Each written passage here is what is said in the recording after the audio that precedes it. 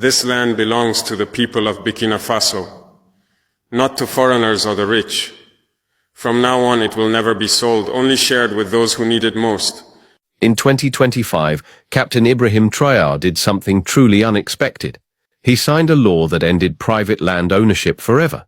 This meant no more buying and selling land, no more foreign companies taking large parts of Burkina Faso soil, and no more wealthy individuals hoarding land while farmers struggled to find a small plot to grow their crops.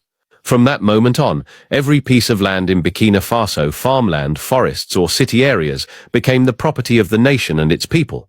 This was a major shift. For centuries, land in Africa was treated like any other product that could be bought and sold. Foreigners would come, buy land and turn it into resorts, mines or farms for their own profit.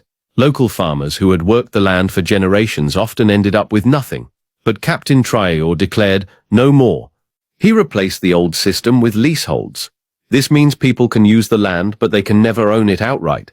They can lease it for a set period, like 18 years for small projects or 99 years for larger ones, but the land always remains with Burkina Faso.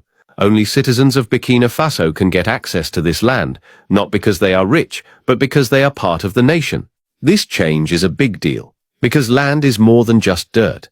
It's life. It's where people grow food, build homes, and raise families. For too long, Africa's land was taken away from its people. During the time of colonial rule, European powers took huge areas of land for themselves. They created large farms for crops like coffee and cotton to sell overseas, while local families often went hungry. Even after countries gained independence, the system largely stayed the same. Rich companies and powerful families kept control of the land, leaving ordinary people with little or nothing. Captain Traoré's law completely reverses this situation. It states that land is not something to be bought and sold like a phone or a car. It is a fundamental right. It belongs to the people who live on it, not to those with the most money. This law directly challenges the way the world has operated for hundreds of years. It sends a clear message to every farmer, every mother, and every young person in Burkina Faso. This land is yours. It's time to take it back. To understand why this law is so important, we need to look at the past. For hundreds of years, land in Africa has been taken. During the colonial era, European countries like France and Britain took control of places such as Burkina Faso. They drew lines on maps and claimed the land as their own. They forced local people off their fields and used the soil to grow crops that could be sold in Europe. The people who had lived there for many generations were made to work as laborers, with no rights to the land they farmed. Even after Burkina Faso became an independent nation, things didn't get much better. A law from 1975, called the Expropriation Act, allowed the government to take land for public interest.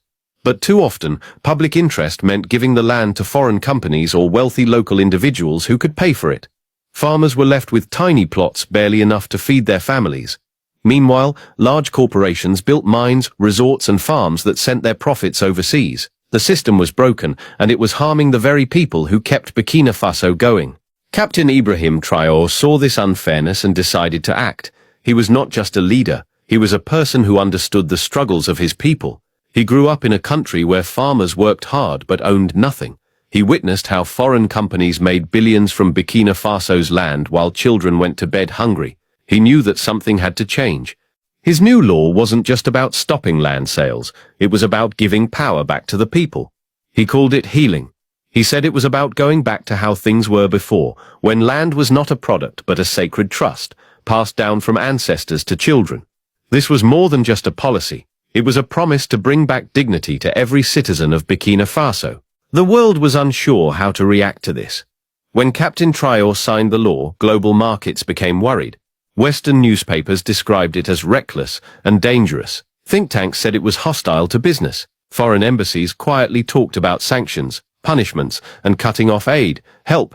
They weren't just upset about Burkina Faso. They were afraid. They were afraid that other African countries might do the same. They were afraid that the old system, where rich countries and companies controlled Africa's resources, was starting to fall apart. But Captain Traoré did not give in. He didn't apologize or hold press conferences to explain himself. He stood firm and said, "This is our land. This is our future." His courage sent a message not just to Burkina Faso, but to every African nation watching. If Burkina Faso could do this, why couldn't they? The law was not only about preventing foreigners from buying land, it was also about giving land to the people who needed it most. In Burkina Faso, thousands of small farmers had spent their lives working on land they did not own. They grew millet, raised cows, and fed their communities, but they were always tenants, never owners. They lived in fear that one day someone richer or more powerful would take their land away. Now, that is changing. Captain Traoré's government is giving land directly to these farmers.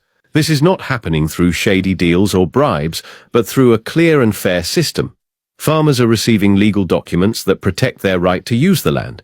These are not just pieces of paper, they are proof that the land belongs to them.